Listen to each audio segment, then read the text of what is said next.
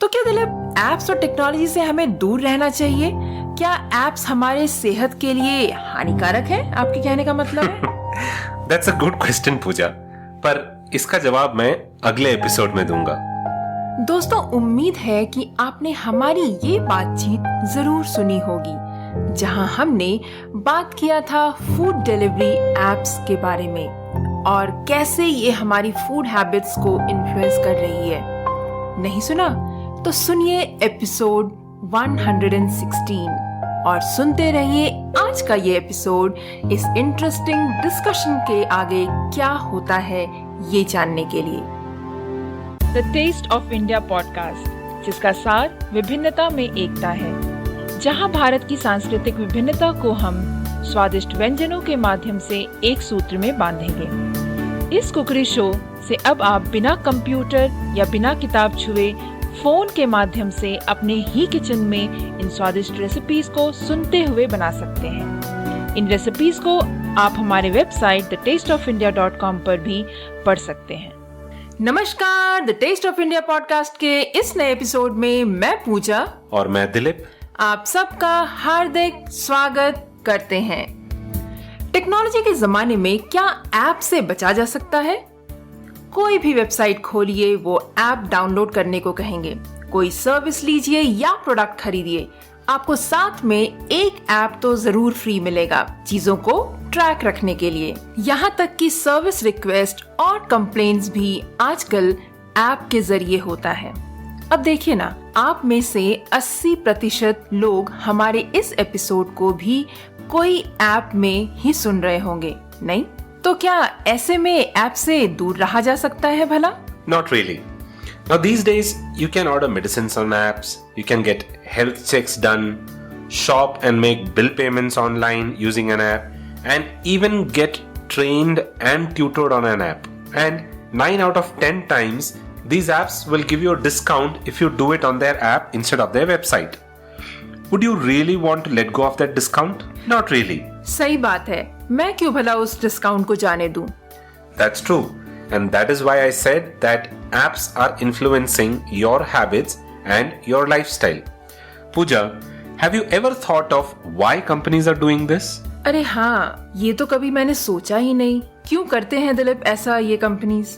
अच्छा, एक चीज बताओ, वो कौन सी चीज है जो आपके साथ हमेशा 24 घंटे रहती है? 24 घंटे तो नहीं, मगर फिर भी दिन भर तो साथ रहता ही है मेरा मोबाइल फोन।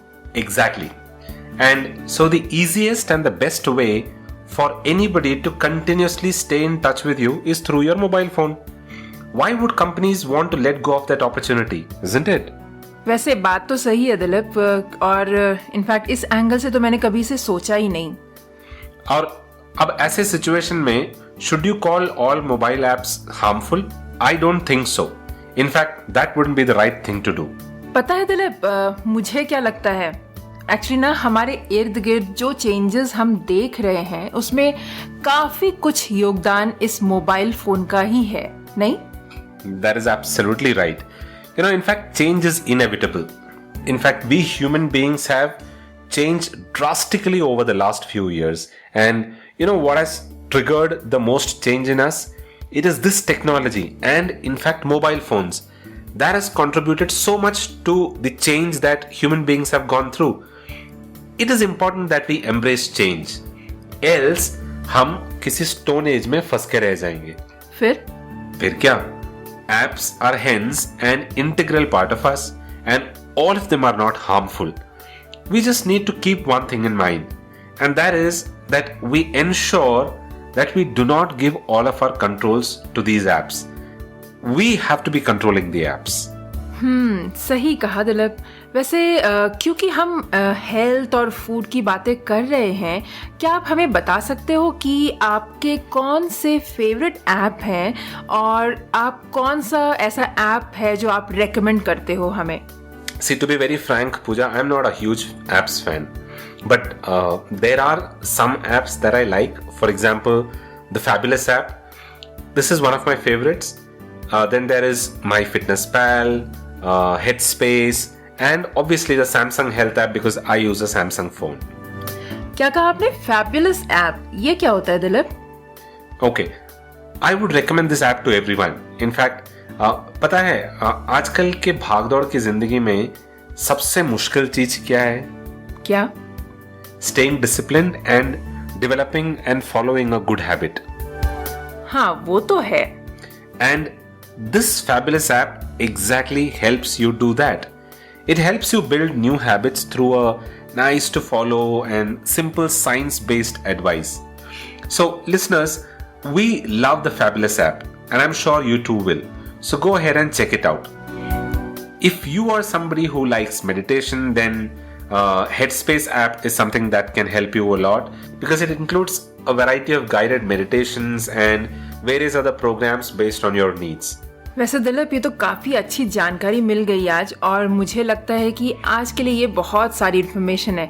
वैसे एक और चीज़ दिलीप, मैंने थोड़ी देर पहले ही देखा कि एक ऐप है आई गेस, जहाँ पर कि वो आपको ये बताता है कि पानी कितनी कितनी देर में पीना चाहिए. आई थिंक ऐसा भी कोई ऐप है, right? Exactly, that is the fabulous app that I was talking about. उसमें ऐसे बहुत सारे हैबिट डेवलपिंग फीचर्स हैं which helps you develop good habits, like for example drinking water. हाँ, वैसे सही बात है. मतलब ऐप अच्छे भी हैं, बुरे भी हैं, तो इट मीन्स कि हमें डिसाइड करना है कि हमें कौन सा ऐप यूज करना चाहिए और कौन सा नहीं, राइट? एग्जैक्टली. ताकि हम ना तो बहुत पीछे रह जाएं और ना ही इतनी ज्यादा आगे बढ़ जाएं कि हम अपनी दुनिया ही भूल जाएं, राइट? That is right. हाँ, तो चले दिलीप, फिर आज की रेसिपी की तरफ बढ़ते हैं और बनाते हैं आज एक स्पेशल रेसिपी इस नवरात्रि के लिए. And what is that recipe? उस रेसिपी का नाम है बीटरूट हलवा. चौंक गए ना? बीटरूट और हलवा? एग्जैक्टली. ये ऑलमोस्ट जो है कैरेट जैसा ही, कैरेट का हलवा जो है वैसा ही टेस्ट आता है इसका भी, और बनाने में भी ऑलमोस्ट सेम कैरेट हलवा के जैसा है. That is right, listeners. मैंने एक ड्रामेटिक बीटरूट और हलवा तो बीच में डाला, मगर to be very frank with you, when I had this halwa, I just couldn't believe that it was made out of beetroot because it tasted pretty much like that of carrot halwa, but it had all the goodness of beetroot in it. And I'm sure you will love this one. तो चलें बढ़े इस recipe की ओर. Absolutely. Let's look at the ingredients. तो श्रोताओं, इस recipe को बनाने के लिए हमें बिल्कुल थोड़ी सी चीजों की आवश्यकता है, और वो है 3 cup beetroot, I mean great किया हुआ बीटरूट. 4 कप जो है मिल्क लेना है, और वो थिक मिल्क लेना है, आपको टोन मिल्क नहीं चाहिए इसके लिए. 6 टेबलस्पून जो है हमें शुगर चाहिए होंगे. 3 टेबलस्पून घी लेंगे. 5 से 6 ग्रीन कार्डेमम यानी कि इलायची पाउडर, 5 से 6 हरी इलायची का जो है पाउडर बना लेंगे हम. और तकरीबन 15 से 20 जो है हम कैश्यू लेंगे. इसको आप चाहे तो 2 पीस में भाग कर सकते हैं या फिर फुल कैश्यू भी डाल सकते हैं. और उसके बाद हमें चाहिए होंगे 1 टेबलस्पून किशमिश, जो कि ऑप्शनल है. अगर आपको पसंद है तो आप डालें, नहीं तो इसे आप छोड़ सकते हैं. Okay, so the ingredients for beetroot halwa is 3 cups of grated beetroot, 4 cups full fat milk, 6 tablespoon sugar, 3 tablespoon ghee, 5 to 6 green cardamom powder, 15 to 20 whole cashews, or you can even break it into halves, 1 tablespoon raisins. तो फिर आइए देखते हैं कि इस recipe को बनाते कैसे हैं. इस रेसिपी को बनाने के लिए हमें एक पैन लेना है जिसमें कि हम डालेंगे दूध और ग्रेट किया हुआ बीटरूट, और उसके बाद हम इसे लो फ्लेम पर चढ़ाएंगे. और चढ़ाने के बाद जो है हम इस मिक्सचर को बॉईल होने देंगे. और जब बॉईल हो जाए तो आंच बिल्कुल लो ही रखिएगा, और जब बॉईल हो जाए तो इसे हम सिमर करने देंगे और बीच बीच में चलाते रहेंगे. और जब आप देखेंगे कि मिल्क जो है, इसमें जो हमने मिल्क डाला है वो तकरीबन 80% जो है रिड्यूस हो गया है, और तब है जब हम डालेंगे घी और शुगर इसमें. और उसके बाद इन सारी चीज़ों को हम अच्छे से मिलाएंगे और फिर से सिमर करेंगे, इसे कुक करेंगे लो फ्लेम पर बीच बीच में चलाते हुए. ध्यान रहे आपको बीच बीच में स्टर करना है, नहीं तो ये नीचे से जलने लग जाएगा. और बस जब आप देखेंगे कि मिल्क ऑलमोस्ट ख़त्म होने वाला है उसमें से, तब हम इसमें डालेंगे काजू, कार्डेमम पाउडर और किशमिश, और डालकर हम फिर से इसे सिमर होने देंगे. और उसके बाद जब आप देखेंगे कि मिल्क पूरी तरीके से इवेपोरेट हो चुका है, हट चुका है, तो उसके बाद जो और ये हलवा बिल्कुल थिक हो चुका है, तब हम गैस जो है बंद कर देंगे और बस इसे आप सर्व करें गरम या ठंडा, जैसी आपकी मर्जी। Okay, so first of all, in a deep bottomed pan, add milk and the grated beetroot and keep the flame between low to medium and bring the mixture to a boil. And once the mixture is boiled, then let it simmer for a few more minutes, but keep on stirring at intervals. Now when you start to see that the milk has reduced to about 80%, add ghee and sugar to it and stir well and let it continue to simmer and cook on a very low flame. Now add the cashew nuts, the cardamom powder and raisins and again let it simmer till all the milk gets evaporated. When you see that the entire milk has got evaporated and the halwa is a little thick, switch off the burner and your beetroot halwa is ready to be served. You can serve it hot or cold depending upon your choice. तो फिर दोस्तों, है ना आसान सी recipe? इसे आप भी try करें और अपने गेस्ट को जरूर ट्राई करवाएं। वो बिल्कुल सरप्राइज हो जाएंगे इस रेसिपी को खाकर। उन्हें पता ही नहीं चलेगा कि वो बीटरूट का हलवा खा रहे हैं। That is right. Even I didn't know that and it tastes yummy. So I'm sure you all will love it. तो बस आज की रेसिपी यहीं पर समाप्त होती है। तो दिलीप, आई थिंक हम मिलते हैं फिर हमारे श्रोताओं से अगले एपिसोड में। That is right. But before we go, like always, we would like you to subscribe to this podcast so that you stay updated with the latest episodes. You can visit thetasteofindia.com for the show notes and a printable recipe card.